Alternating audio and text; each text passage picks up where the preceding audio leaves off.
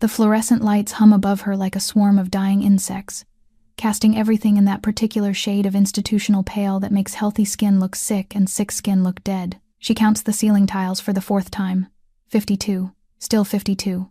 Her hands rest on her stomach, flat as ever at 6 weeks, betraying nothing of the chaos multiplying inside her. The waiting room smells of antiseptic and fear, that sharp chemical bite barely masking something more human underneath. She is Vivian Cole, 27 years old, $623 in her checking account, $4,800 drowning in credit card debt, and she is here to make the only sensible decision available to a woman who can't afford her own life, let alone another.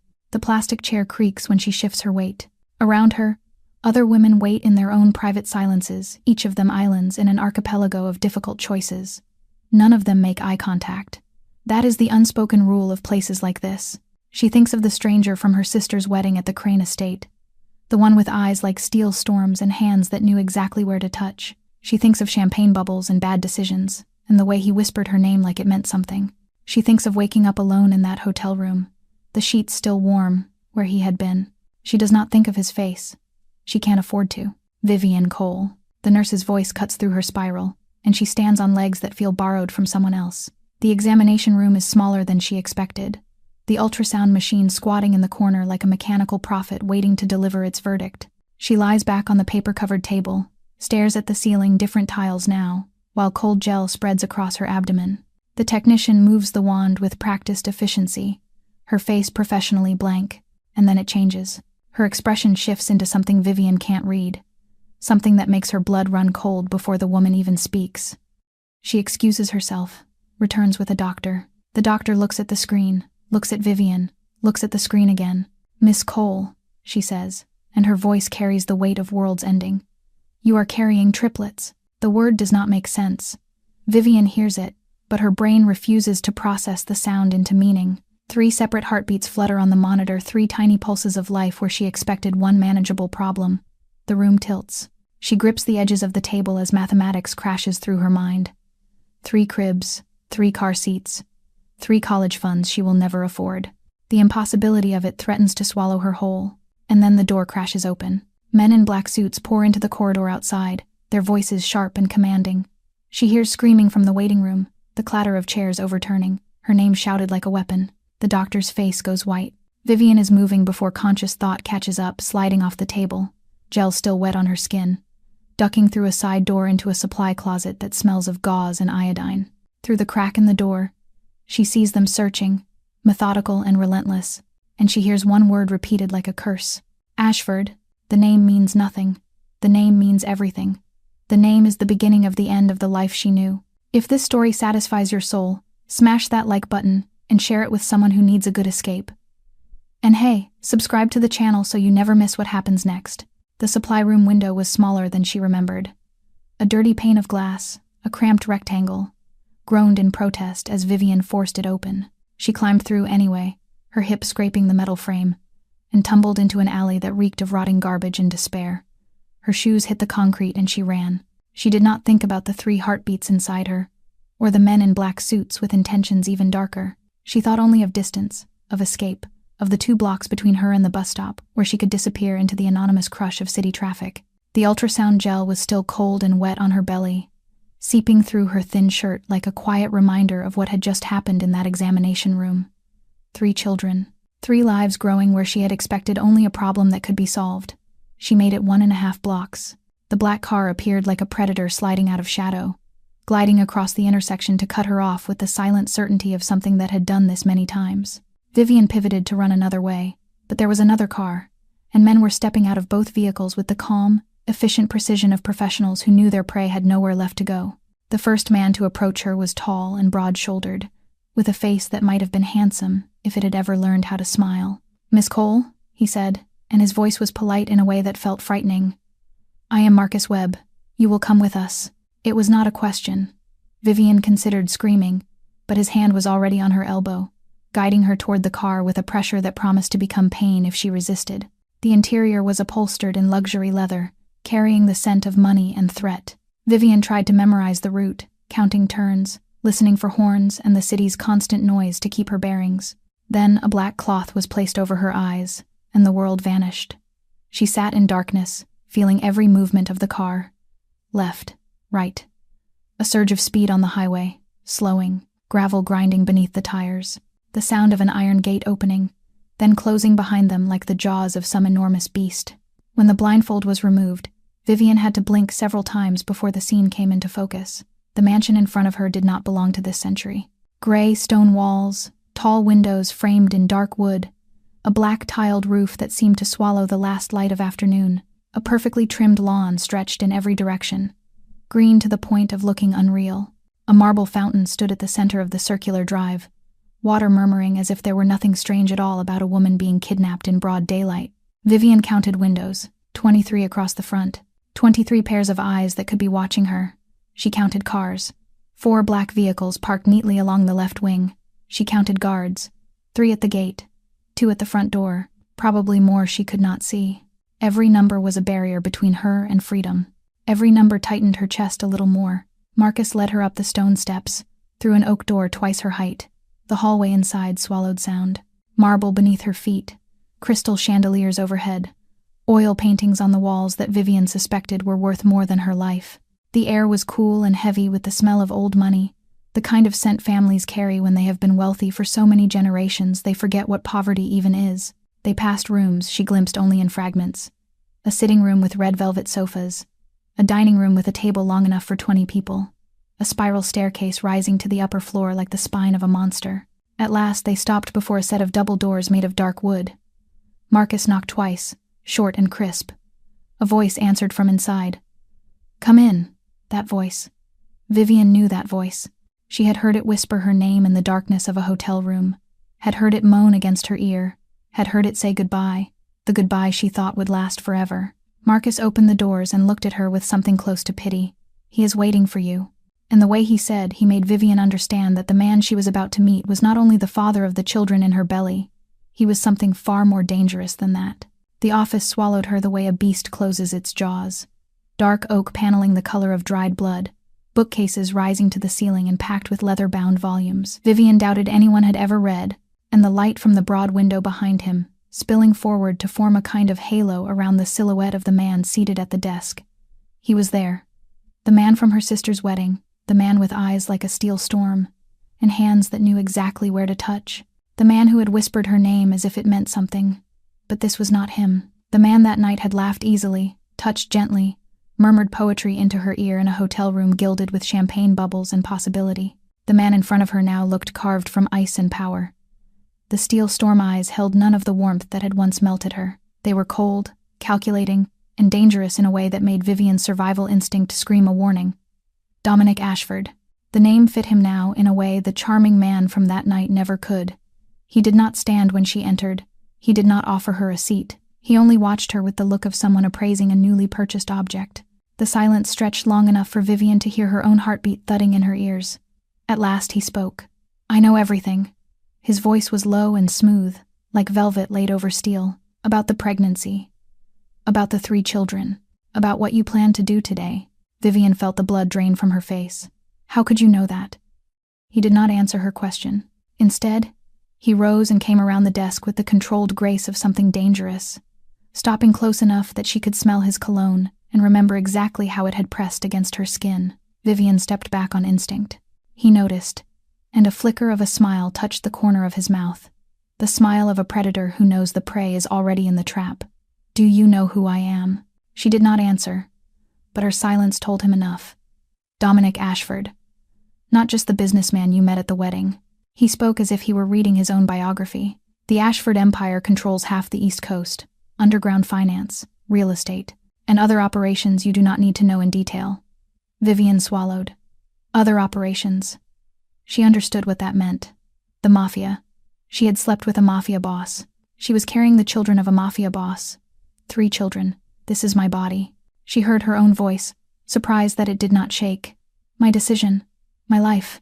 You have no right to me." Dominic tilted his head, studying her as if she were an interesting problem to be solved. Then he walked to the window and looked out over the vivid green lawn with the posture of a man who owned everything his eyes could reach. "These children are Ashford heirs." His voice was no longer velvet. It was steel, my blood, my line. "They will be born. They will be protected." And you will stay here until that happens." The room seemed to shrink around Vivian. She thought of her small apartment with its leaking faucet and thin walls. She thought of her job moving other people's numbers for a paycheck that barely carried her from one day to the next. She thought of the life she had been struggling just to survive. And now she thought of 3 cribs she could never afford turning into a golden cage she could not escape. "If I refuse?" she asked, even though she already knew the answer. Dominic turned and looked at her. His smile was beautiful and terrible at the same time, the smile of a wolf baring its teeth at its prey. "You will not refuse," he said simply.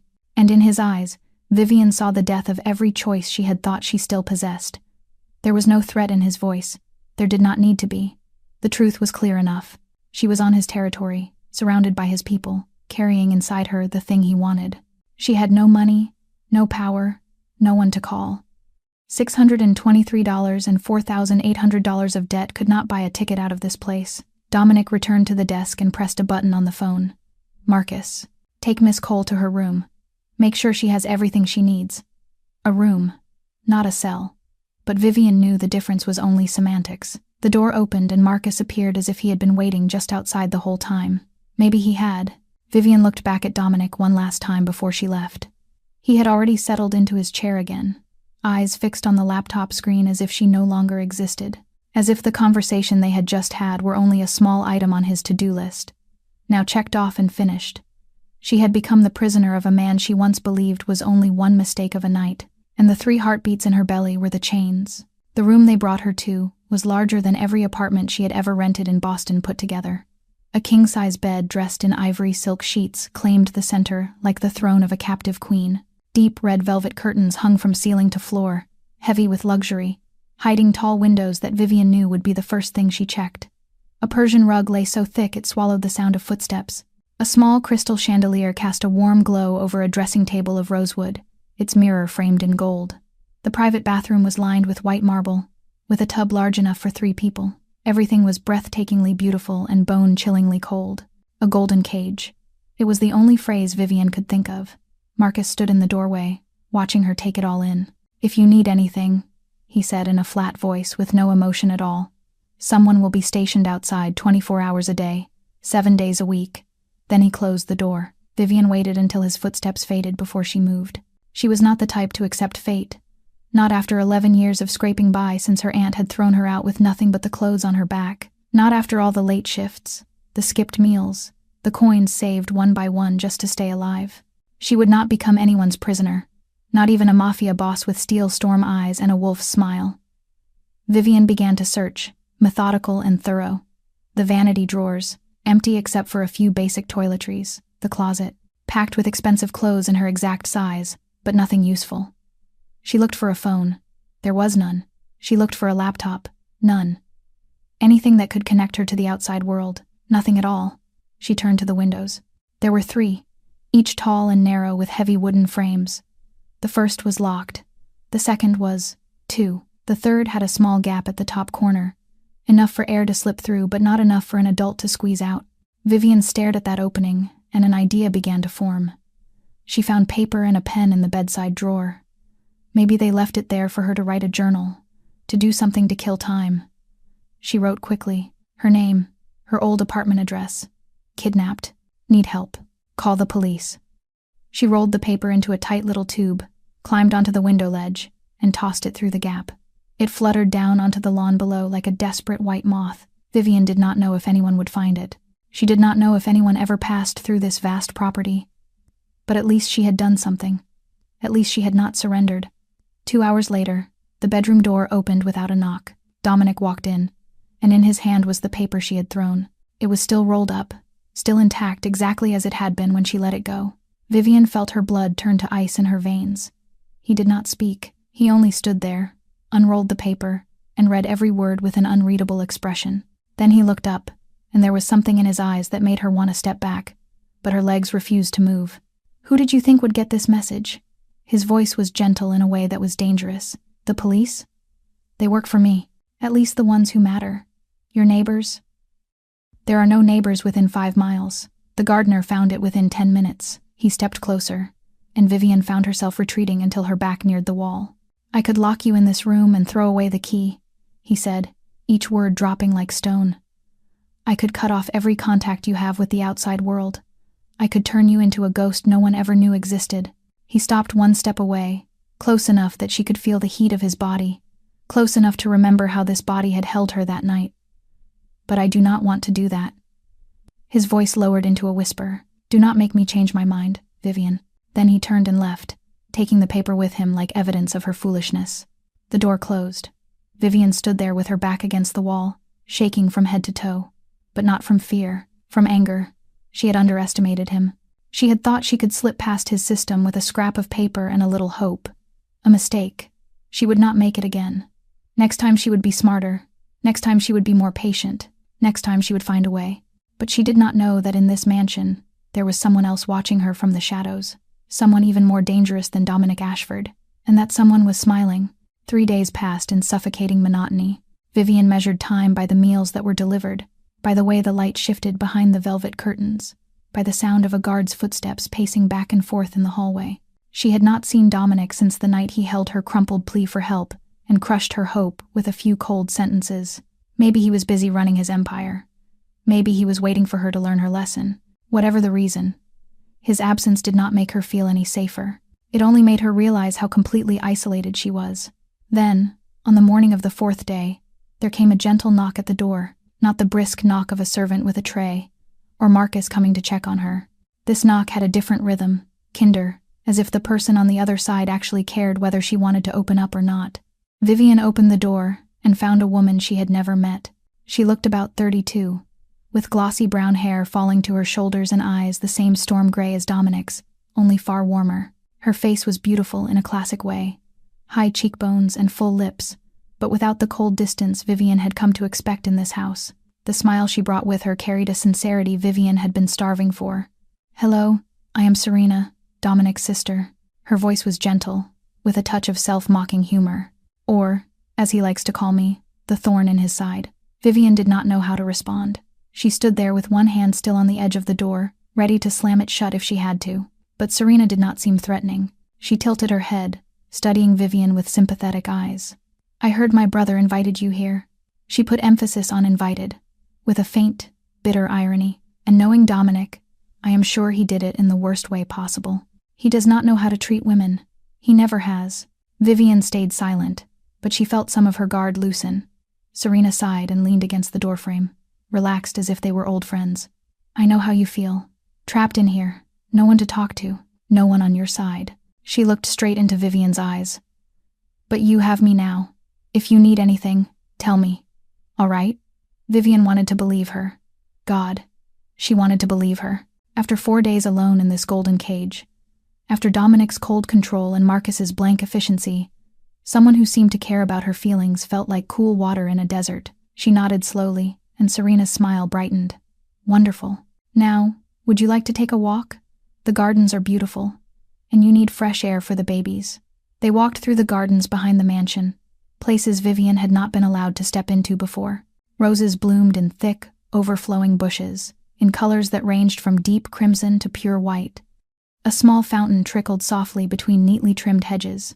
Serena talked about her childhood in this house, about a strict father who had died, about a mother she did not mention much at all. She asked Vivian about her life before, about her job, about her family, and Vivian found herself answering, offering up small pieces of her life she had not meant to give to anyone inside these walls. They stopped beside a stone bench under the shade of a maple tree when Serena's phone vibrated. She glanced at the screen, and her expression shifted for the briefest instant, too fast for Vivian to be certain she had really seen it. "Excuse me for a moment," Serena said, and stepped a few yards away to take the call. Vivian sat on the bench, her gaze following butterflies drifting over a patch of lavender, but her attention fixed on Serena's voice. Mostly it was murmured yeses and ums without meaning. Then the wind shifted, and Vivian caught a fragment of a sentence. "She trusts me now." Serena's voice was low, a whisper, but clear, according to plan. Vivian's heart slammed once, then seemed to stop. She kept her face calm, kept watching the butterflies as if she had heard nothing. Serena returned with the same sweet smile as before, not a trace of the call left on her face. "Sorry, work. You know, even if I do not work in the Empire the way Dominic does, I stay busy." Vivian smiled back, hoping it looked natural. "It is fine." They walked for 10 more minutes before Serena brought her back to her room. All the way back, Vivian wondered if she had misheard. Maybe Serena had been talking about something else. Maybe she had said she, and she was not Vivian. Maybe it was all a foolish coincidence. But deep down, Vivian knew she had not misheard. And she also knew that in this house, she had no one she could trust. Not Dominic with his cold control. Not Serena with her warm smile and her mysterious call. She was completely alone. That night, Vivian lay awake on the silk bed, eyes wide open in the dark, staring at the ceiling. She heard footsteps outside her door. Slow, careful. Then they stopped. Right in front of her door. Silence stretched for 1 breath, 2 breaths, 3 breaths. As if someone was standing there listening. Waiting. Watching through the crack beneath the door. Then the footsteps moved away, dissolving into the darkness of the long hallway. Vivian clenched her hands in the sheets, her heart pounding like a war drum. She did not know who it was. A guard doing his rounds, or a watcher with private intentions. In this house, the line between the two was terrifyingly thin. Morning sickness woke her at 3 a.m.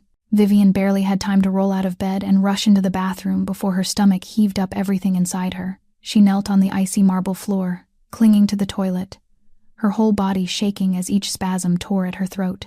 3 heartbeats inside her were demanding, reshaping her body in ways she could not control. Tears slid down her cheeks, not from pain, but from exhaustion, from loneliness, from the helplessness of a pregnant woman stranded in enemy territory with no one to lean on.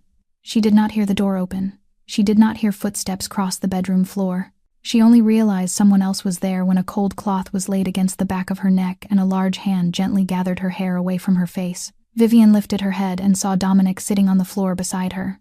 He was still in dress pants and a button-down shirt, sleeves rolled to his elbows, as if he had just stepped away from his desk. In the pale yellow bathroom light, she could see the dark circles beneath his eyes, the tight cords in his neck, the fatigue he hid in daylight behind his mask of power. He did not speak. He only stayed there, one hand keeping the cold cloth at her neck, the other offering her a glass of water. Vivian drank in small sips, feeling the nausea ease little by little. Silence held between them, but it was not the tense silence of that first day in his office.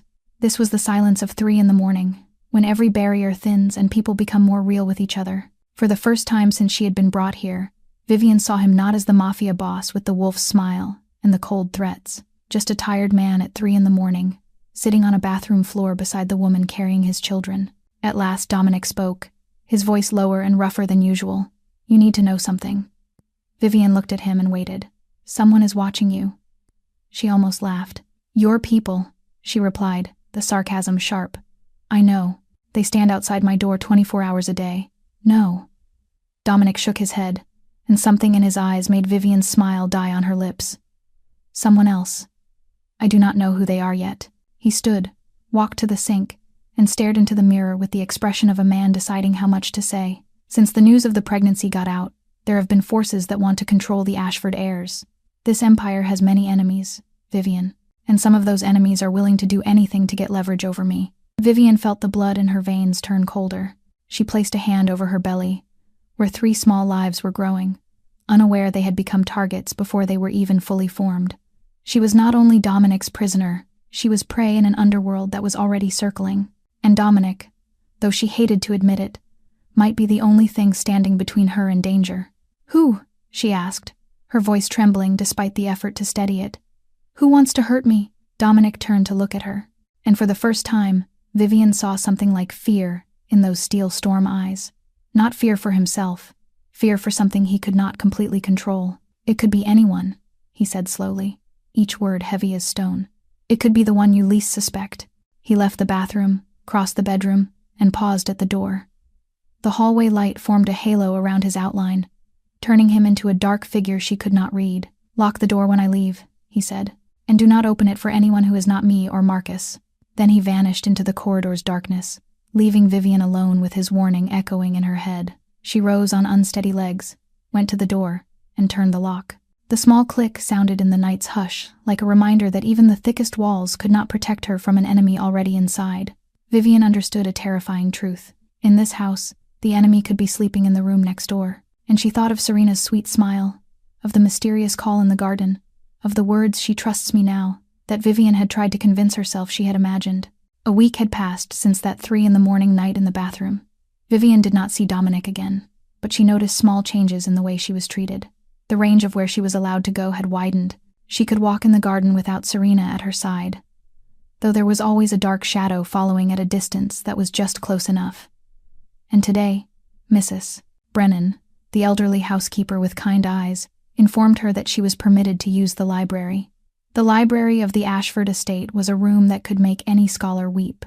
Bookcases rose from floor to ceiling and covered 3 walls, packed tight with leather-bound volumes stamped in gold along their spines. A spiral staircase of oak led up to the 2nd level of the library, where thousands more books waited.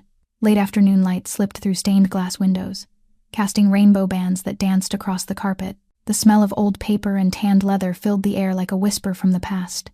Vivian meant to choose a book and find a quiet corner to read, when she realized she was not alone.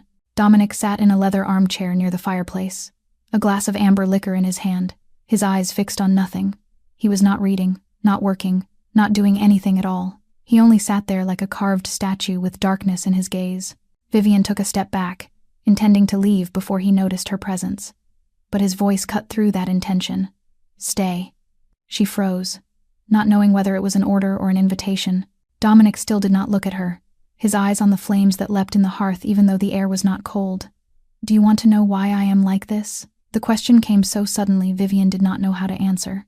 She stood there between towering shelves, watching the man who had imprisoned her ask something she never expected him to ask. "Like what?" she finally said. "Cold, controlling, trusting no one." Dominic lifted the glass to his mouth and took a long drink. "My mother left when I was 7, he said, his voice level, as if he were reciting someone else's story. "She said she would come back, said she was leaving for only 1 week. Then 1 week became 1 month. 1 month became 1 year. I waited for her at the window every day for 1 year. Every afternoon when a car passed through the gate, I thought it was her. Every time the phone rang, I ran to it hoping to hear her voice." He laughed, a bitter sound with no joy in it. "She never came back. And my father, he raised me to be an heir, but he did not know how to raise me to be a person.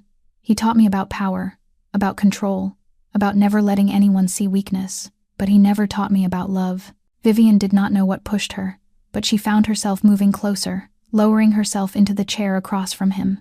Maybe it was because she recognized something familiar in his story. Maybe it was because she was too tired of being alone. "My parents died when I was 16, she said, not knowing why she was sharing this. "A car accident. I went to live with my aunt, but she threw me out when I was 18, said I was a burden. My sister married rich and forgot I existed." She looked down at her hands resting on her belly. "I have been scraping by since then. Alone. Always alone." Silence stretched between them, but it was no longer as heavy as before. This was the silence of 2 abandoned children looking at each other, recognizing that the other person's wound matched their own. Not love, Vivian knew that, but recognition, an understanding that she was not alone in her pain, even if the one who understood her was the man who held her captive. "Your mother," she asked after a long while. "Where is she now?" Dominic did not answer right away. He stared into the fire, his jaw clenched, and Vivian saw the muscles in his neck tighten. When he finally spoke, his voice was cold as winter. "She is still alive, and that is the problem." He did not explain further. He did not say where she was, what she was doing, why the fact that she was alive was a problem. But the way he said it, the way those steel storm eyes darkened like a sky before a breaking storm, made Vivian understand. The ghost from Dominic's past was still out there somewhere, watching, waiting, and perhaps it was she, the danger he had warned about that night in the bathroom. The one you least suspect. Not Serena, but the woman who abandoned her 7-year-old son and vanished for 29 years. 2 days after the conversation in the library, Serena appeared at Vivian's door with that familiar smile and an invitation to take a walk. "Fresh air is good for the baby," she said, lifting a hand to sweep her glossy brown hair behind her ear. 3 babies, in your case. You need to get outside more instead of hiding in your room like this." Vivian wanted to refuse. Ever since she had caught that fragment of a phone call in the garden that day, she had tried to keep her distance from Serena. But Serena showed up too often, too friendly, and refusing would only invite suspicion. So Vivian nodded, pulled on a thin cardigan, and followed Serena down the stairs. She noticed Marcus was not standing in his usual place. Serena caught the direction of her glance and explained, "Marcus is tied up with Dominic. Something at the port needs urgent handling. But do not worry, our garden is safe." They passed through the glass doors into the back garden. The afternoon was bright and pleasant. golden light bathing the rose bushes in full bloom. Vivian drew in the clean air and felt the 3 small lives inside her, growing day by day. 11 weeks now. She had been here nearly 5 weeks, and her belly had begun to rise, a gentle curve that announced an irreversible change. Serena led her deeper into the grounds, past the roses, past the fountain, toward a narrow path Vivian had never explored. The trees on either side grew thicker, shutting off the view from the mansion. A faint unease began to crawl up Vivian's spine. "Where are we going?" she asked, slowing her steps. "I want to show you my mother's secret garden," Serena replied, still walking steadily ahead. She planted it before she left. "It is beautiful." They rounded a bend and Vivian stopped cold. A black SUV sat parked ahead on the path, its engine running, and 2 men in black suits waited beside it. Not Dominic's men. Vivian knew the guards on this estate, and these 2 were not among them. She turned to run, but Serena had already stepped behind her, blocking the way. And on the face that had seemed so warm, a completely different smile had taken its place. Cold, calculating, triumphant. "Do not make a sound," Serena said softly, as if commenting on the weather. "No one will hear you. And if you scream, I can't guarantee these men will be gentle." Vivian felt the world give way beneath her. She trusts me now. According to plan, the broken pieces of what she had overheard in the garden that day slid together into one terrifying picture. "Why?" Vivian asked, her voice shaking. Serena moved closer, gray eyes like Dominic's but lit with no warmth at all, only bitterness stored up for years. "Why?" "Because my brother always gets everything. Our father's love, even though I was his child too. The empire, even though I have a right to inherit. And now, the next generation of heirs." She looked down at Vivian's belly with a hatred that seemed to breathe. 3 children. 3 Ashford heirs. And what about me? The daughter no one wanted, no one saw, no one cared about. One of the men stepped in and grabbed Vivian's arm. She flinched and tried to pull away, but his grip was a steel clamp. She could fight, she could claw, she could kick and bite, but the 3 heartbeats inside her stopped her. Any violent movement could put them in danger. The second man stuffed a cloth into her mouth and sealed it with tape. Her hands were forced behind her back and tied with hard plastic that bit into her skin. They shoved her into the SUV the way you shove a sack of cargo. Serena climbed into the front seat, then looked back at Vivian with a satisfied smile. "Moretti is paying very well for you and those children," she said, speaking a name Vivian had heard Dominic say with unmistakable hatred. The Moretti family, the Ashfords' sworn enemies. The danger, it turned out, had not come from outside. It had been inside this house from the beginning. The vehicle pulled away, shooting out through a side gate of the estate. Through the window, Vivian watched the house fall back, watched the garden vanish behind rows of trees. She thought of the golden cage room she had hated. She thought of the office with its dark oak and the man with the wolf's smile. She thought of 3 in the morning on the bathroom floor, and the conversation in the library. And what frightened her most was not the kidnapping itself. It was the fact that the first person she thought of, the person she found herself hoping would save her, was the very man who had imprisoned her. Dominic Ashford. Her captor had become her only hope. The irony tasted bitter. The SUV plunged into the darkness of the road leading away from the city. Serena looked back at her one more time. "Do not worry, you will not die," she said, in a tone that might have been comforting if it had not been so cruel. "You are only merchandise, a trade for what Moretti wants. After they get what they need from Dominic, who knows? Maybe they will keep you as a breeding machine. Ashford heirs in Moretti hands. Just imagine how wonderful that would be." Vivian closed her eyes and fought the tears back. 3 heartbeats pulsed in her belly, small and fragile and utterly dependent on her to survive. She could not cry. She could not be afraid. She had to be strong. And she prayed. To whom? She did not know. Maybe to any force that might be listening. She prayed that Dominic would realize she was missing, that he would find her, that he would reach her in time, before it was too late. Dominic was sitting in his office, reviewing financial reports, when Marcus walked in without knocking. In 15 years of working together, Marcus had never entered without knocking. That was the first sign that something was very wrong. Dominic looked up and saw that Marcus's usually unreadable face had gone pale as a corpse. "Miss Cole?" Marcus said, his voice raw and hoarse. "She is gone. And Miss Serena has disappeared as well." Silence. 1 second, 2 seconds, 3 seconds. Time froze in the dark oak room. Then Dominic stood, and the custom Italian walnut desk, worth more than a house, shattered beneath his fist. The desktop split. The laptop flew to the floor. Papers erupted into the air like snow in a storm. Dominic's hand bled where splinters of wood lodged under the skin, but he did not feel it. He felt nothing but the rage burning through every reasonable thought in his mind. Marcus took 2 steps back. 15 years. 15 years standing beside Dominic Ashford through underground wars, bloody purges, nights when death waited at every corner. He had never seen Dominic lose control. Not once. Until today. "Find her," Dominic said, and his voice was no longer human. It was the roar of a beast, the sound of a storm about to swallow everything in its path. At any cost. Burn the city if you have to. And in that moment, in the wreckage, with blood dripping from his hand onto the Persian rug, Dominic understood a truth he had denied since the first night he saw her at the wedding. He was not doing this for heirs, not for Ashford blood or an empire that needed to continue. He was doing it for her, for Vivian, for the woman with $623 in her account and the courage to throw a plea for help through a window crack, for the eyes that looked at him not with fear, but with defiance, for 3 a.m. on the bathroom floor, and the conversation in the library when he spoke of his mother for the first time in 29 years. He loved her. The truth hit his chest, like a bullet. Dominic Ashford, the man who did not believe in love, who had been taught that emotion was weakness, had fallen in love with a woman he had kidnapped and imprisoned, and now someone had taken her from him. He punched the number into his phone, each press like a round being loaded into a magazine. On the other end, a man answered with the smugness Dominic wanted to crush. "Moretti." Dominic spoke the name of his sworn enemy like a curse. "Listen, and listen well. If a single hair on her head is harmed, I will erase your entire bloodline. Not just you, your wife, your children, your grandchildren.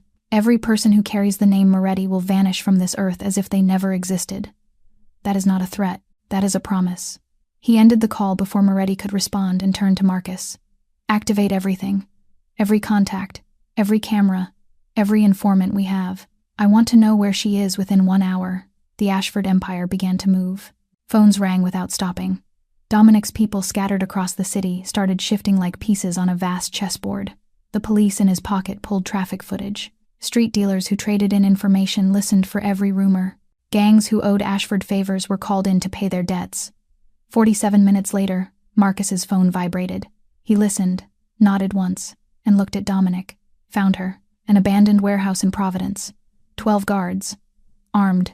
Dominic did not hesitate for even a second. "Prep the team. 15 minutes. Sir," Marcus said cautiously. "Moretti wants to negotiate. They are asking for 20 million and control of the southern port in exchange for her."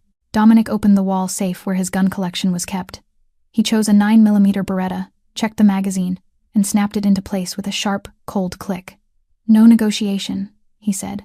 His voice was calm again, but it was the calm of the storm's eye. "I want them dead. All of them." Marcus swallowed. "And Miss Serena?" Dominic paused for one beat. "His sister, his blood, the traitor. Keep her alive," he said at last. "I want to handle her myself." He walked out of the office with the gun settled in his hand, and Marcus knew that tonight, blood would be spilled. A great deal of blood. The concrete room had no windows, only a single ceiling bulb that flickered as if it might die at any moment. Vivian did not know how long she had been here. Maybe a few hours. Maybe all night. Time became meaningless when you were sealed inside 4 gray walls that smelled of mildew and old machine oil. They had untied her after they arrived, probably because they knew she could not run anywhere. The steel door was thick, and there were at least 2 guards outside. She could hear them talking, their rough laughter, and now and then the ring of a phone. Vivian sat curled in the corner, both arms wrapped around her belly as if she could protect the 3 small lives inside her simply by holding them close. She counted time by her own heartbeat. 100 beats, 200 beats, 300 beats. Each thud was a reminder that she was still alive, that her babies were still alive. The voices outside grew louder. Someone was arguing. She caught fragments. Ashford called. 20 million is too cheap. That girl is worth 10 times that. She was a bargaining chip. She knew it. Her life and the lives of the 3 children inside her were pieces on a board in a game whose rules she did not understand. And she was utterly powerless. Then she heard it. Far off, like fireworks on New Year's Eve. But it was not fireworks. Gunshots. Vivian's heart began to race. The gunfire came closer. 1 shot, 2 shots. Then a burst, like hard rain. Shouting, running footsteps, glass breaking, something heavy crashing to the floor. The 2 guards outside her room started to panic. "What the hell is happening?" one of them yelled. The other did not have time to answer. There was a gunshot right outside the door, and then a dull thump, as if a body had hit the ground. Vivian pressed deeper into the corner, both hands tightening around her belly. She did not know who was out there. It could be someone coming to save her. It could be an enemy of her enemy, and that did not necessarily make them her friend. She only knew she had to protect the babies at any cost, even if that meant using her own body as a shield. The steel door blew open with a boom that sounded like thunder. Light poured in from outside, blinding after hours of darkness. Vivian raised a hand to shield her eyes, and through her fingers she saw a figure standing in the doorway, tall, broad-shouldered, a gun in his hand, smoke still curling from the barrel, a white shirt stained red with blood, and eyes the color of storm clouds sweeping the room until they found her. Dominic. He surged toward her so fast she could not even react. Dropped to his knees in front of her. His hands trembled as they touched her shoulder, her face, as if he needed proof she was real, that she was still alive. "Are you hurt?" he asked, his voice hoarse and breaking in a way she had never heard before. "Are the babies all right?" The babies, not the heirs, not Ashford blood, the babies, as if they were ordinary children in an ordinary family, worried over by an ordinary father. Vivian did not know when she started crying. Tears slid down her cheeks, hot and salty, and she could not stop them. She nodded because her throat had tightened so hard she could not speak. "Yes," she finally managed to whisper. "We are okay." Dominic pulled her into his arms as if she were the most precious thing he had ever touched, strong and gentle at the same time. She felt his heart hammering wildly in the chest pressed against her cheek, felt his breath burning warm in her hair, felt the way his hands held tight as if she might vanish the moment he let go. "I am sorry," he whispered into her hair, his voice falling apart in a way that broke something in her chest. "I should have protected you. I should have known. I am sorry." Vivian wanted to say it was all right, wanted to say she was fine, wanted to say he had come, and that was all that mattered. But outside the concrete room, the gunfire kept going, closer, more of it, and she heard Marcus shouting from the hallway. "More vehicles are coming, not ours." Dominic went rigid around her. He lifted his head, and his storm-gray eyes snapped from tenderness to steel in a heartbeat. He rose, pulling her up with him, one arm still holding her tight against his side, the other raising the gun into a ready stance. Tonight was not over, and hell had only just begun to open its door. Dominic pulled Vivian through the warehouse corridor, past bodies and spent shells. She did not look down. She did not want to see the faces of the people who had died because of her, whether they had been her kidnappers or her rescuers. He shielded her with his body, gun raised, eyes sweeping every dark corner like a hunting animal. Outside, the gunfire still cracked, but farther now, and Vivian saw the armored SUV waiting with its door already open. Marcus stood beside it, his face slick with sweat and dusted with gunpowder. "Get in, now." Dominic shoved her into the back seat and climbed in after her, slamming the door. The vehicle moved immediately, tires grinding over gravel as the driver hit the gas as hard as he could. Through the ballistic glass, Vivian saw Dominic's team trading shots with another group of vehicles that had just arrived, not Moretti's vehicles. She knew that even in the dim light. Moretti's were black Mercedes. These were white Range Rovers with out-of-state plates. Someone else had entered the game, and she did not know which side they were on. The ride back to the estate felt endless, even though it took 40 minutes. Dominic said nothing, one hand still gripping hers as if she might disappear the moment he let go. When the iron gates closed behind them, Vivian finally let out a breath she had been holding. She was back in the place she had once called a prison, and strangely, it was the safest place she knew right now. They took her upstairs so Dr. Park could examine her. She was the Ashford family's private physician, a Korean woman around 45, with warm hands and a gentle voice. "The 3 heartbeats are still steady," she said after the ultrasound. "The babies are healthy. You are too. You just need rest." Dominic stood in the corner of the room the entire time, his face carved from stone, but Vivian saw the way his fingers clenched into a fist every time the doctor so much as frowned for a single second. When Dr. Park left, Dominic came to the side of the bed, but did not sit. "Rest," he said shortly. "I have things to handle." He left the room before she could say anything. Vivian lay there staring at the ceiling, and she knew exactly what he had to handle. Serena. She did not know how the confrontation between brother and sister unfolded. She only heard pieces afterward from Mrs. Brennan, who brought her food with eyes red as if she had been crying. Dominic did not kill his sister. That was the only thing Vivian knew for certain. But what he did was probably worse than death for someone like Serena. He stripped her of everything. her assets, her identity, her access to any of the Ashford family's money. He exiled her to somewhere no one knew, made her invisible in the world she had once belonged to. "You are blood," Vivian heard Dominic had told Serena before they took her away, "but touch her one more time, and blood will not save you." That night, Dominic returned to Vivian's room. He looked exhausted, the lines of his face sharper under the yellow light, the dark circles beneath his eyes deep as bruises. He sat in the chair beside her bed, and Marcus came in behind him with a folder in his hand. "The report on the reinforcements at the warehouse," Marcus said, his voice tight. "They were not Moretti's." Dominic looked up. "Then who were they?" "Unidentified," Marcus said, glancing at Vivian as if weighing whether he should speak in front of her. "But they had inside information. They knew exactly where Moretti was holding Miss Cole. They knew our plan. They even knew the convoy route." Vivian watched Dominic as Marcus spoke, and she saw something she never expected to see. Fear. Only a flicker. Only 1 second. But she saw it clearly. Something in Marcus's words had frightened the most powerful man she had ever known. Dominic signaled for Marcus to leave. When there were only 2 of them in the room, Vivian spoke. "Who?" she asked. "Who could know all of that?" Dominic did not look at her. His eyes fixed on the wall across from him as if he were staring through it, into a past he had tried to bury. "Someone I thought was dead," he said slowly. "Or at least, I hoped so." "Who?" she asked again. Silence stretched out. 1 breath, 2 breaths, 3 breaths, each second heavy as a century. "My mother," Dominic finally said, and the way he formed the words, as if they were bitter on his tongue, as if they were an ancient curse he did not dare speak aloud, made Vivian understand that the ghost from his past was waking up, and this time, it wanted blood. 1 week after the kidnapping, Vivian woke up and realized she was not afraid anymore. Not because the danger was gone. She knew it was still there, lurking somewhere beyond these stone walls, but because she was too exhausted to be afraid, and maybe because she was not alone anymore. That evening, Dominic appeared at her door with an unexpected offer. "Are you hungry?" he asked, and there was something different in his voice, softer, closer. "The chef is on leave, and I do not trust what anyone else cooks." She followed him down to the kitchen, a place she had never been allowed to step foot in during her time here. It was an industrial kitchen with a granite island and every modern appliance you could imagine, but tonight it looked almost cozy under the mellow yellow lights. Dominic opened the refrigerator and began pulling out ingredients as if this were something he did every day. "You know how to cook?" Vivian asked, unable to hide her surprise. He shrugged. "I had to learn when I was young. My father believed a man should not depend on anyone for basic needs." They made pasta with a simple tomato sauce, and as they worked, they talked.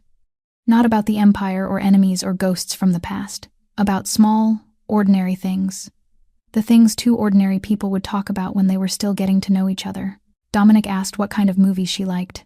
Vivian told him she had grown up on Disney cartoons because they were the only thing her mother allowed her to watch before she died. He was quiet for a moment, then admitted, "I have never watched cartoons." Vivian almost dropped the plate in her hands. "Never.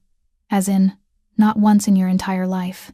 He shook his head, and something like embarrassment flickered across the face that was usually so cold. "My father thought it was a waste of time. And after he died, I did not have anyone left to watch them with." Vivian laughed. The sound came out of her without warning, bright and real. The first laugh since she had walked into that clinic 6 weeks ago, with $623 and a decision she thought would change her life. And it had changed it, just not in the way she had imagined. After dinner, they walked in the garden under the moonlight. The night air was cool, carrying the scent of jasmine and the soft rush of water from the fountain. They stopped beside it. The moon reflected on the surface in shifting ribbons of silver.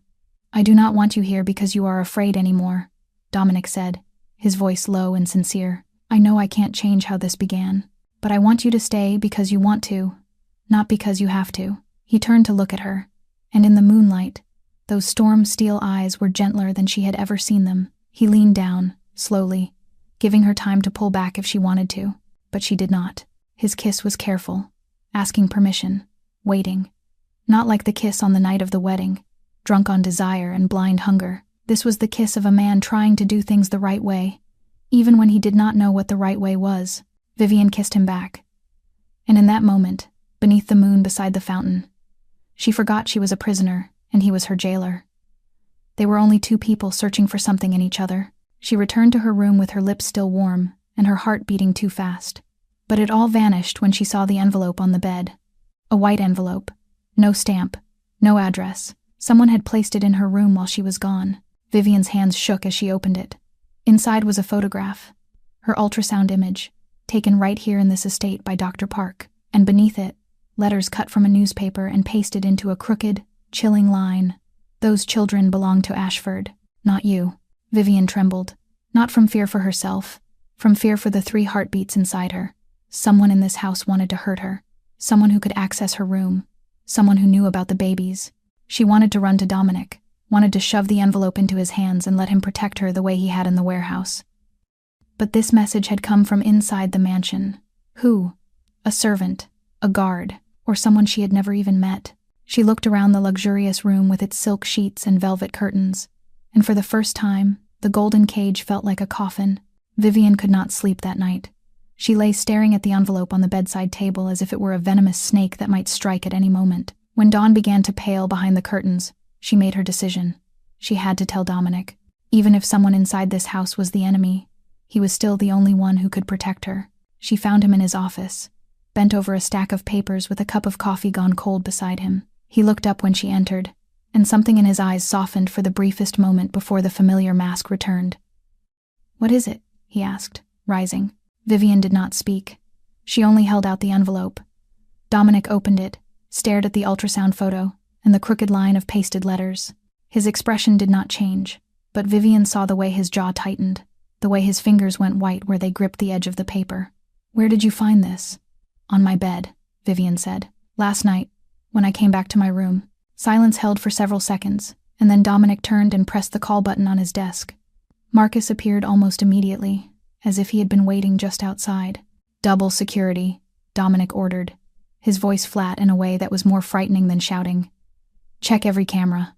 I want to know who entered Miss Cole's room last night. And Marcus, contact our people in the city. I need to know every movement she makes."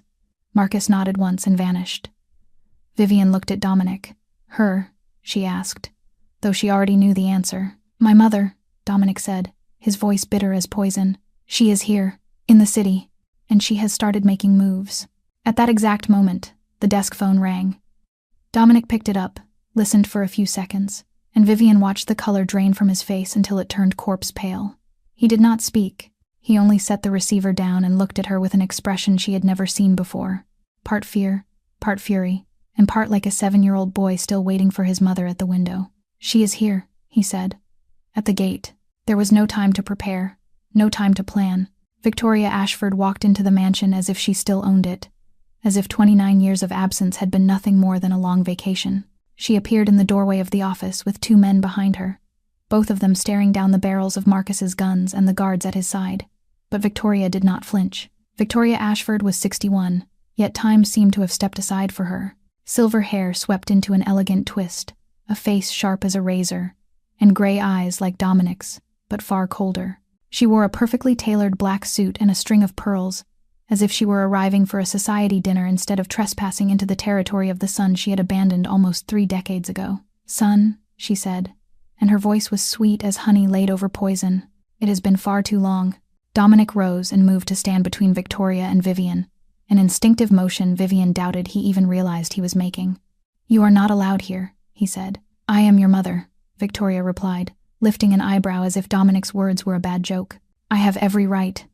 "You were never my mother," Dominic said, and Vivian heard the 7-year-old in his voice, the child who had waited and never been met. A mother does not leave her child. "You left." Victoria was not shaken. Her gaze slid past Dominic's shoulder and settled on Vivian, measuring her from head to toe as if she were inspecting merchandise. "So this is the girl with no family, no money, no status," she said, each word a blade against Vivian's skin. "A one-night accident carrying my heirs. I must say, you have terrible taste, Dominic." Vivian wanted to answer, wanted to say something sharp and strong, but her throat was dry, and she could only stand there with a hand over her belly, enduring the woman's appraisal. "Get out of my house," Dominic said, his voice trembling with the effort of restraint. Victoria laughed, and the sound was like breaking glass, sharp and dangerous. "Your house," she repeated, the sarcasm velvet smooth. "Everything you have came from your father, this empire, this mansion, this power, and your father," she added, looking straight at Vivian, taught me an important lesson. Heirs matter more than anything, even their mother. She turned and walked away, her heels clicking on the marble floor like a countdown. Her men followed, and Marcus escorted them back toward the gate, but Victoria's threat remained in the air like toxic smoke. Heirs matter more than anything, even their mother. Vivian held her belly tighter, where 3 small heartbeats kept pulsing, and for the first time she truly understood what she was facing. 3 days after the confrontation in the office, Dominic tightened security until Vivian felt as if she could not breathe. Guards stood at every corner of the halls, at every entrance, even outside the windows of her room. He did not allow her to leave the estate, did not allow her to be alone for long, and whenever he had to go anywhere, Marcus stayed at her side like a shadow. But today was the exception. There was an emergency at the port, something involving a shipment being stopped and 2 of Dominic's men being taken in. He did not want to go. Vivian could see it in the way he hesitated at the door, in the way he looked at her as if he were trying to memorize every line of her face. But the Empire could not wait, and in the end he left with Marcus, after posting 4 guards inside the house. Vivian was in the library, searching for peace among towering shelves and the familiar scent of old paper. Her belly was much larger at 15 weeks, a clear curve beneath her loose dress. 3 small lives were growing day by day, turning her body into their home. She was reading an old novel when the air in the room changed. There was no sound, no warning, but Vivian knew she was not alone. She looked up and saw Victoria standing between 2 bookcases like a ghost stepping out of shadow. Vivian started to call for the guards, but Victoria lifted a hand. "Do not bother," she said with a cold smile. "My men have taken care of them. They are not dead, only sleeping for a while. I only want to talk." Vivian rose, her hand gripping the chair, her body taut as a wire ready to run even though she knew there was nowhere to run. Victoria moved closer, her heels tapping softly on the wooden floor, and stopped a few steps away. "Do you know why I left?" she asked, as if she were beginning an ordinary conversation between 2 women. "Because Ashford men do not know how to love. They only know how to possess. My husband possessed me like a decoration, and when I was no longer useful, when I could not give him more children, he tossed me aside like garbage." Vivian said nothing. She stood still, forcing her face into calm while her heart beat like a war drum. Victoria tilted her head, studying her with the eyes of a predator savoring fear. "Dominic is more like his father than he thinks," she went on. Her voice like poison poured slowly into Vivian's ear. "He will crush you, the way his father crushed me. You think he loves you?" She gave a short, contemptuous laugh. "He does not love you. He only loves the children inside you, the heirs. That is all Ashford men care about." Those words cut into Vivian like a blade, finding the deepest fears she had tried to hide from herself. But she did not let them drown her. She had survived too much to be defeated by words. "What do you want?" Vivian asked, her voice steadier than she felt. "I want to save you," Victoria said as if offering a favor. "Give me the children when they are born. Then disappear. I will give you money, a new identity, a new life anywhere you want. You will be free. Free of Dominic, free of this empire, free of the golden cage that holds you." Vivian looked at the woman in front of her, the woman who had abandoned her 7-year-old son and vanished for 29 years, now standing here offering Vivian the chance to do the same. Something rose in Vivian's chest, hot and fierce. Not fear, rage. "I am not afraid of you," Vivian said, and she was startled to hear her own voice hold steady. "I am not afraid of Dominic, and I will not abandon my children. Not to you, not to anyone." Victoria lifted her eyebrows, genuinely surprised by the resistance. Then she laughed, the sound cold and echoing through the quiet library. "You will regret it," she said. "They all say that at first." She turned toward the door, but paused at the threshold and looked back at Vivian one last time. "You know I left when Dominic was 7, but do you know why I came back?" Vivian did not answer. "For the heir," Victoria said, her gaze dropping to Vivian's belly. "Back then, the heir was Dominic. I returned to demand custody, to control the heir of the Ashford Empire. But my husband stopped me." She fell silent for one beat. "Now the heirs are those children, and I will never let an heir slip away from me." Again, the door closed behind her. Vivian stood alone in the silent library, her hand resting over her belly where 3 small heartbeats kept pulsing, and she knew with bone-deep certainty that Victoria was not making empty threats. She would do anything to get those children, even kill their mother. Vivian told Dominic about the encounter with Victoria the moment he returned. She saw fury flare in his eyes, saw the way his teeth ground together and his fists clenched until his knuckles went white. He wanted to go after Victoria immediately, wanted to end everything the way Ashford men usually did. But Vivian took his hand and asked him to stay. "Tonight," she said. "Just tonight. We will figure out what to do tomorrow." He stayed. They ate dinner together in her room, talking about things that had nothing to do with Victoria or the Empire or danger. Then he kissed her forehead and left when the clock struck 11, so she could sleep, promising there would be guards watching all night. Vivian drifted off with a false sense of safety. She did not know that at that very moment, somewhere in the mansion, one of the guards was opening a back door for intruders. She did not know that Victoria had bought someone on the inside weeks ago, placing her pieces, waiting for the perfect moment. She did not know that tonight was the night Victoria decided to act. 2 a.m. Vivian woke to a small sound, something like fabric brushing against fabric in the dark. She lay still, eyes closed, forcing herself to listen. Her heart began to beat faster when she realized someone was in the room. Not Dominic, because he would have said her name.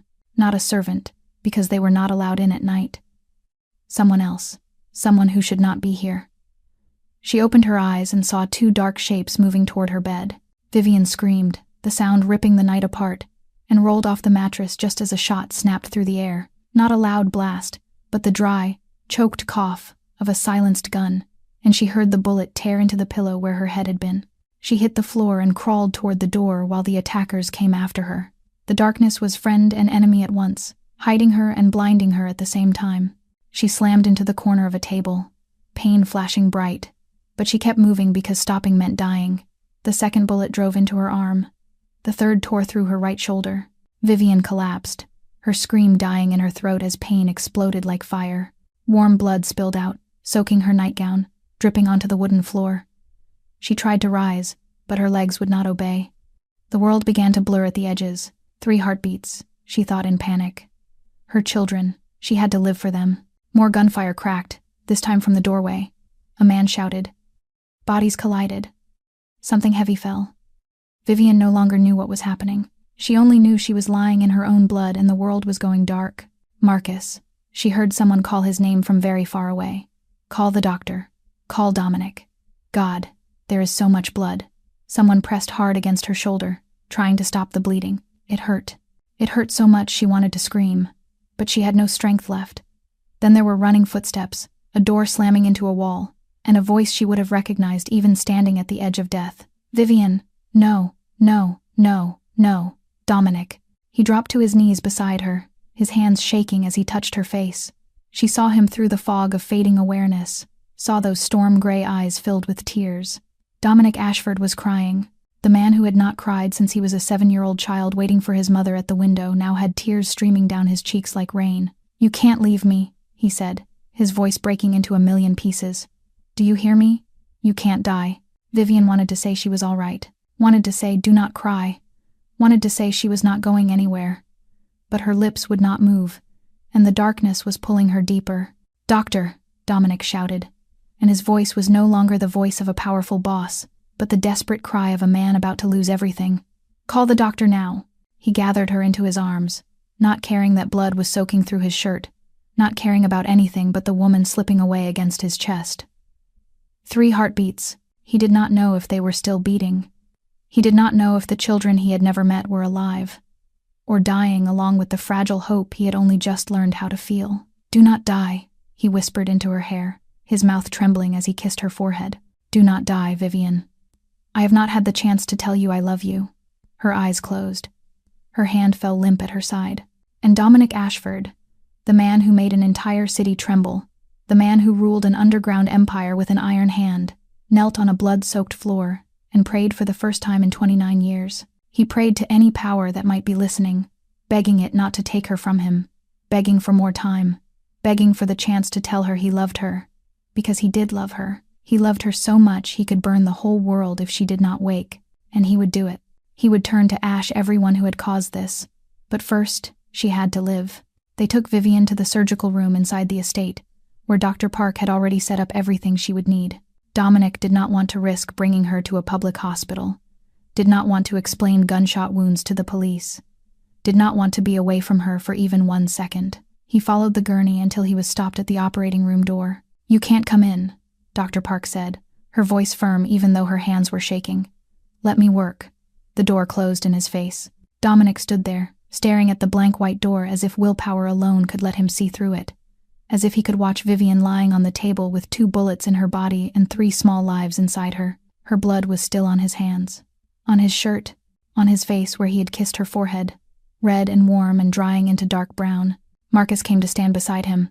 "Sir, you should change," he said quietly. "I can bring you clean clothes." "No." Dominic did not look at him. "I am not going anywhere." The first hour passed in suffocating silence. Dominic stood as still as stone, eyes fixed on the operating room door, not moving even an inch. Marcus remained a few steps away, saying nothing, simply there like the loyal shadow that had followed Dominic for 15 years. Nurses came and went now and then, but no one said anything about Vivian's condition. In the second hour, Dominic's false calm began to crack. He started pacing like a caged animal, heavy steps striking the marble floor. Then, without warning, he slammed his fist into the wall. Once, twice, 3 times, until plaster flew, and the blood from his hand mixed with Vivian's drying blood on his skin. Marcus did not stop him.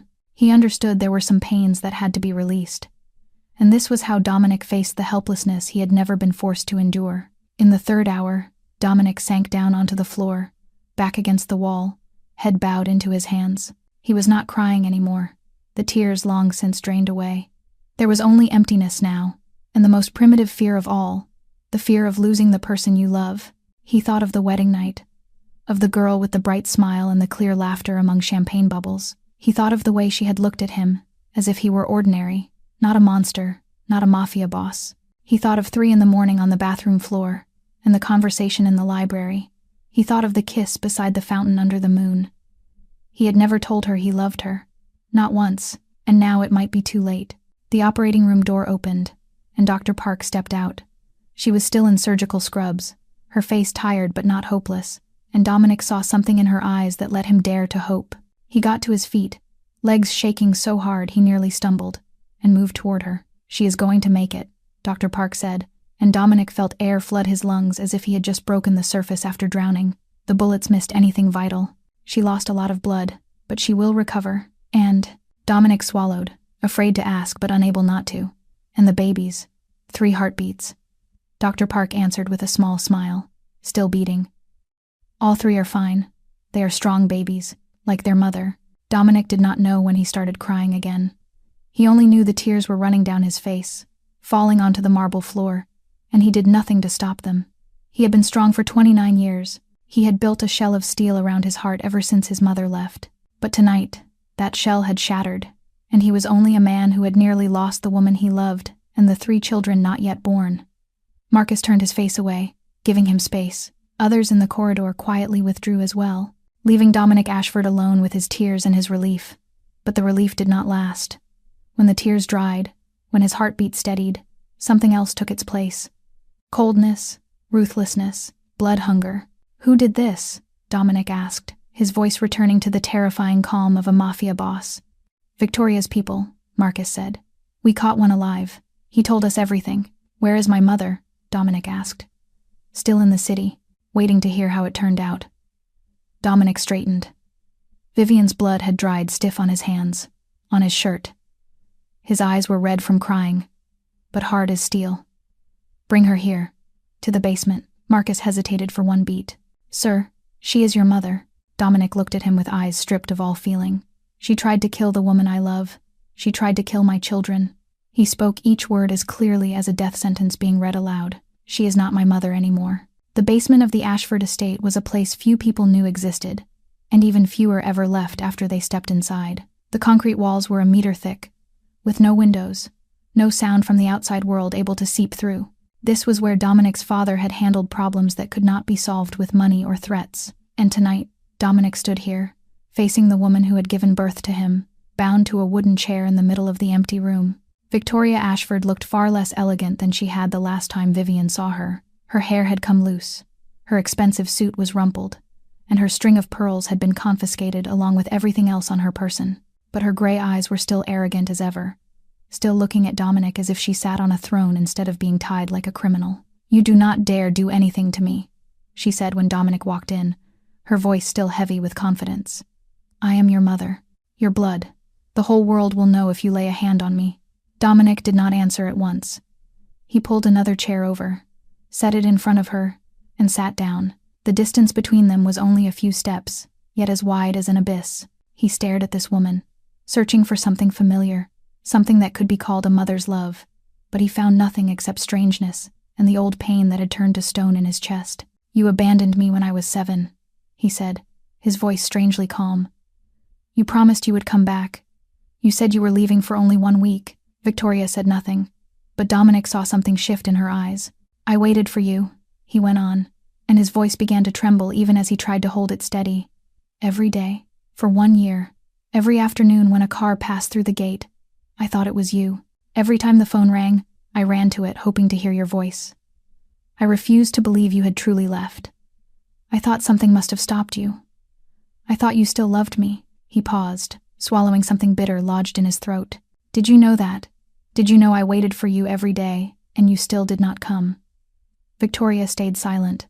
For the first time in Dominic's memory, this woman had nothing to say. No explanation, no excuse, no apology. Only a silence as heavy as a gravestone pressing down on whatever was left of the bond between mother and son. Dominic stood. He could kill her right now. No one would stop him. No one would judge him. Marcus was outside the door, ready to carry out any order. Dominic could end it all with a bullet, with a knife, in any way he wanted, but he did not. "I will not give you death," he said, and he saw a flicker of surprise cross Victoria's face. "That would be a release. That would be the easy way, and you do not deserve easy." He stepped closer, looking straight into her eyes. "I will strip you of everything. Money, identity, access to any resources of the Ashford family. You will be taken to a small town in Montana, where no one knows who you are, where no one cares who you used to be." Victoria went pale, and for the first time Dominic saw real fear in her eyes. "No," she said. "You can't do that." "I can," Dominic replied. "And I will. You will live. But you will live with nothing. Alone. No one beside you. No one who cares. No one who remembers." He turned and walked toward the door. "The way you left me to grow up," he said. He called Marcus in and gave a short order. "Take her away. Make sure she can never come back." As they dragged Victoria from the chair, she began to scream. "You will regret this." Her voice echoed through the dark basement like the howl of a cursed soul. "You need me. You will realize you need me. You!" The steel door slammed shut, cutting the screaming off in the middle. Silence. Dominic stood alone in the dark basement, surrounded by shadow and the damp smell of old concrete. He breathed in deep, feeling the cold air fill his lungs, and for the first time in 29 years, the 7-year-old child inside him finally stopped waiting for his mother to return. Vivian woke slowly, as if rising from the bottom of a dark ocean. Soft light slipped through the half-drawn curtains, and she realized she was lying in the familiar bedroom with silk sheets and velvet drapes. Her right shoulder ached with every breath, carefully bandaged beneath a clean nightgown someone had changed her into. Her body felt heavy as stone and fragile as thread, but she was alive. The 3 small heartbeats were still beating inside her. She could feel them, faint but stubborn, tiny fighters who had battled to survive alongside their mother. She turned her head and saw Dominic sitting in the chair beside the bed. He looked like hell. Unshaven stubble darkened his jaw. Deep shadows pooled beneath his eyes, and his clothes were rumpled as if he had worn them for days without changing. His eyes were bloodshot from lack of sleep, or from crying, or both. When he saw her open her eyes, something in that exhausted face flared to life, like a flame rising from ash. "You are awake," he said, his voice rough as if it had not been used in days. "How long?" Vivian asked, startled by how weak her own voice sounded. 3 days, he answered. "You slept for 3 days. Dr. Park said your body needed time to recover." 3 days. And looking at Dominic, Vivian knew he had been sitting here through all of them, not leaving, not sleeping, only waiting for her to come back. They were silent for a while, neither of them sure what to say. Then Dominic stood, walked to the window, and stopped there with his back to her. His shoulders were tight, and she saw his hand clenched at his side. "You can go," he said, and for a moment Vivian thought she had misheard. "What?" "You can go," he repeated, still not turning around. "I have prepared everything. An apartment anywhere you want. New York, Los Angeles, Chicago, or a small town no one knows by name. Money enough to raise 3 children until they are grown. And more than that. A discreet security team will keep you safe for the rest of your life, and you will never even know they are there." Vivian did not understand. Her mind was still fogged by pain medicine and exhaustion, and what Dominic was saying did not make sense. "Why?" she asked. Dominic finally turned, and she saw tears on his cheeks, bright in the faint morning light. "Because I brought you here," he said, his voice shaking. "I kept you here. I did not give you a choice. From the first day, you were my prisoner. Not because you wanted to be, but because I forced it." He came closer, dropped to his knees beside her bed, and took her hand in his trembling hands. "But now you have a choice," he said, looking into her eyes with all the honesty a man like him could gather. "You deserve to decide your own life. Not me, not anyone else. Only you." Vivian looked at him, the man who had taken her from the clinic, locked her inside this estate, and dragged her life onto a path she never chose. And now he was kneeling beside her with tears on his face, offering her the thing he feared most, the possibility that she would leave. "I will not force you to stay anymore," Dominic went on, and every word sounded like it had been dragged up from deep in his chest with visible pain. "But if you want to stay, if you choose this, choose me." He hesitated, as if he were betting everything on what came next. "I will spend my whole life earning that choice. I will learn how to love the right way. I will be the man you and the children need. I promise." Vivian felt her throat tighten. She thought of the old apartment, of $623 and $4,800 of debt. She thought of the lonely life she had lived for 11 years since her aunt threw her out. She thought of a sister who had forgotten she existed. Then she thought of 3 a.m. on the bathroom floor, of the conversation in the library, of the kiss beside the fountain, of the man who had killed to save her, who had cried when he thought he was losing her, who had sat beside her bed for 3 days without eating or sleeping. "Give me time," she said at last. "To think," Dominic nodded. He lifted a hand, hesitated for a beat, then gently brushed her cheek. "As long as you need, I will wait." He rose and moved toward the door. His posture looked heavy, as if he carried the whole world on his shoulders, like a man who had placed his heart in someone else's hands and was waiting for it to be crushed. The door closed behind him. Vivian lay in the faint morning light, one hand resting on her belly where 3 small heartbeats continued to pulse. And she knew this was the biggest choice of her life. 2 days had passed since Dominic made his offer. 2 days she lay in bed, healing and wrestling with the biggest decision of her life. Her shoulder still hurt, but much less now, and Dr. Park said she could walk as long as she was careful. Today, Vivian sat by the window, looking out at Boston far away on the horizon. The tall buildings glittered under the late afternoon sun, and she thought about the life waiting out there if she chose to leave. A new apartment anywhere she wanted, money enough to never worry again, safety, normalcy, and loneliness. She thought about her old place with the leaky faucet and the thin walls, about nights lying alone, listening to the neighbors argue, about simple meals eaten in silence, about feeling invisible inside a city of millions. She had lived that way for 11 years, and she could keep living that way with 3 children beside her, safe, normal, alone.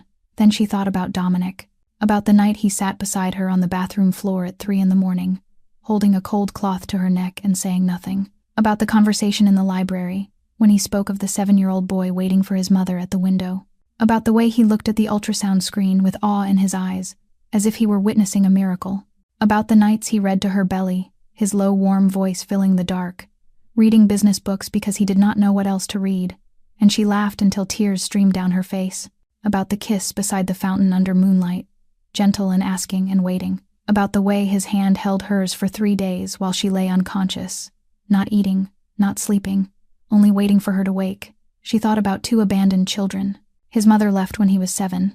Her parents died when she was 16, and her aunt threw her out when she was 18. They both grew up not knowing what family was, not knowing what unconditional love felt like. They both built walls around their hearts so they would never be hurt again, and they both let those walls fall in front of each other. Maybe that was why they found each other.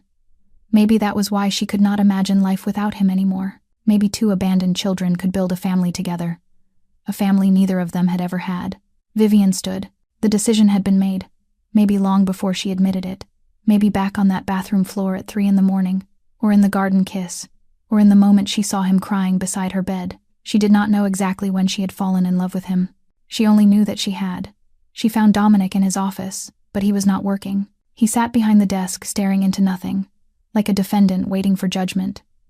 When she walked in, he looked up, and she saw hope and fear braided together in those storm-gray eyes. Vivian stepped in front of him. He rose, and she could see him holding himself tight, bracing for the possibility she would say goodbye. She lifted her hand and took his face, feeling the rough stubble under her palm and the warmth of his skin. "I choose you," she said, and saw his eyes widen, saw his breath catch. "I choose the danger and the empire and this complicated life. I choose the sleepless nights of worry, the enemies watching from the dark, and everything that comes with loving you." She drew him closer until their foreheads touched, their breath mingling. "I choose you, Dominic, not because you are safe, but because you are mine." Dominic held her as if she were everything he had ever lost and had just found again. Strong and desperate and gentle, all at once. She felt his body trembling, felt his tears fall into her hair, felt his heart hammering like a war drum against her. "Forever?" he asked, his voice shaking like a child begging for a promise it barely dared to believe. "Forever," she answered, and in the dark room with its oak walls and the ghosts of the past, 2 abandoned children finally found home. The pain came at 3 a.m, 4 weeks earlier than expected. Vivian woke with a strangled cry trapped in her throat as the first contraction tore through her body like a tidal wave. Dominic woke instantly, his hand finding her in the dark, his voice still rough with sleep but already sharp with alarm. "It is time," she whispered through the pain. "They are coming. The babies are coming." 18 hours. 18 hours of pain and fear and hope braided together. Dr. Park and the medical team worked without stopping, while Vivian fought through each contraction, her body crossing limits she never believed she could survive. By the 14th hour, the monitor began to sound. One of the 3 heartbeats was weakening. Dr. Park ordered an emergency surgery team to be ready if it became necessary. And Dominic, the man who made an entire city tremble, knelt beside Vivian's bed with his face gone white and his hands shaking as he gripped her hand like a lifeline. "You are the strongest person I know," he whispered into her ear when she wanted to give up. "Our children need their mother. I need you. You can do this. I believe in you." Vivian locked onto those storm-gray eyes, onto that voice, and she pushed. She pushed through the pain, through exhaustion, through fear.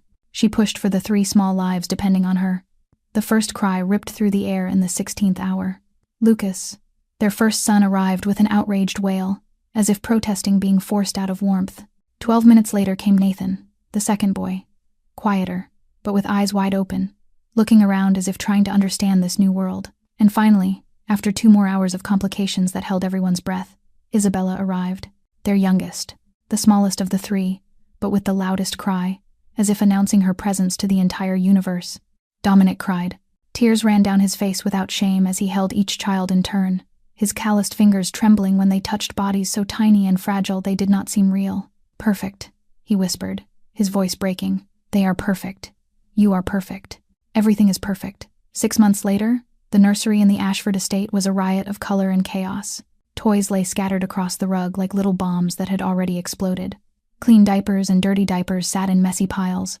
Bottles turned up in every place you could imagine. And in the middle of all that disorder, Dominic Ashford, the underground king whose name made the East Coast shake, was lying on his back on the carpet making animal noises. Isabella sat on his stomach, shrieking with laughter every time he pretended to trumpet like an elephant. Lucas was trying to climb onto his chest as if it were a mountain meant to be conquered. Nathan was perfectly content to gnaw on Dominic's finger, drool soaking the hand that had once killed without blinking. Vivian stood in the doorway with a cup of cold coffee in her hand, and her heart felt so full she thought it might crack open. This was a life she never dared to dream. This was a family she never believed she deserved. This was the happiness she had fought for, and nearly died for. That night, after the 3 babies were asleep in their white cribs, Dominic found her in the bedroom. He looked at her with an expression she had learned to read. Love and reverence, and something like worry. He stepped closer, and she saw he was hiding something in the pocket of his suit jacket. "Would you?" he began, and she saw his hand tremble as he drew out a small black velvet box. "Yes," Vivian said before he could finish. He stood there, the box still unopened, eyes wide. "I have not asked the whole question." She came closer, took the box from his hand, opened it, and saw a diamond ring glittering like a star in the night. "I do not need to hear the whole question," she said, smiling at him. "The answer is yes, always yes." Dominic slid the ring onto her finger, then kissed her with all the love a man like him could give, and Vivian closed her eyes and let herself sink into the moment, pressing it into every cell of her body so she would never forget it. That night, when the mansion fell asleep, Vivian lay beside Dominic and remembered everything. She remembered the clinic waiting room with fluorescent lights buzzing like dying insects. She remembered $623 in her account and $4,800 of credit card debt pressing down on her shoulders. She remembered the decision she believed was the most sensible choice for a woman who could not afford to raise herself, let alone 3 children. She went to that clinic that day to end something. Instead, she found a beginning. The beginning of the wildest journey of her life. The beginning of a love she never thought she deserved. The beginning of a family she had always ached for but never dared to hope for. She had been kidnapped, locked away, threatened. She had been betrayed, shot, nearly killed. She had cried more than she ever had in her life, but she had also been loved, protected, cherished, chosen. She turned her head and looked at Dominic sleeping beside her, his face peaceful in a way she only ever saw when he was with her and the babies. This man had given her everything, not money or power or the luxury of this mansion, but a family, a place to belong, a home. She laid her hand on his chest, felt the steady beat beneath her palm, and she knew with absolute certainty that she would do it all again.